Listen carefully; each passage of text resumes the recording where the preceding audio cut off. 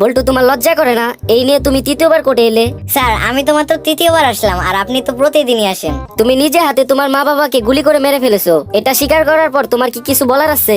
আমি তো এতিমের অপরাধ মাফ করে দিন হুজুর। আপনার লজ্জা করে না? আবার আমার দোকানে ফোন চুরি করতে এসেছেন। আমার কি দোষ? আপনি তো দরজার সামনে লিখে রাখছেন ধন্যবাদ, আবার আসবেন। আচ্ছা ভাই, আপনার কাছে কি টয়লেট পেপার আছে?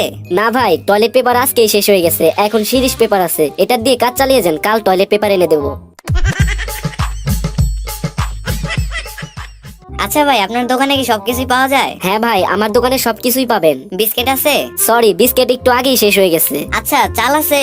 দুঃখিত ভাই, চাল এখনো পৌঁছায়নি। সাবান আছে? সাবান আজকে বিকালে আসলেই পাবেন, এখন নেই। আচ্ছা, তাহলে তালা আছে? হ্যাঁ ভাই, তালা আছে। ভেরি গুড, তাহলে দোকানে তালা লাগান আর বাড়ি গিয়ে নাকে তেল দিয়ে ঘুমান। জনাব বল্টু, আপনার কোর্টে আসতে এত দেরি হলো কেন? আপনার জন্য কোর্টের মূল্যবান সময় অপচয় হয়েছে, এর জন্য আপনার শাস্তি হতে পারে। হুজুর, রাস্তা দিয়ে আসার সময় আমার সাইকেলের নিচে একটা ছাগল পড়েছিল। তা ছাগলটা কি মারা গিয়েছিল? হ্যাঁ হুজুর, ও তো আমাকে জিজ্ঞেস করার সুযোগই দিল না ও মারা গেছে কিনা। বলেন কি? আপনার শাস্তির পরিমাণ তো আরো বেড়ে গেল। এমনিতেই আপনি কোর্টের মূল্যবান সময় নষ্ট করেছেন, তার উপরে আবার পশু হত্যা করেছেন, আপনার তো এখন ফাঁসি হবে। হুজুর, জেলে ভরবেন নাকি ফাঁসিতে ঝুলাবেন? যা করার তাড়াতাড়ি করেন, আমার হাতে এত সময় নেই, আমার আবার বাড়ি থেকে গরুকে খাওয়াতে হবে।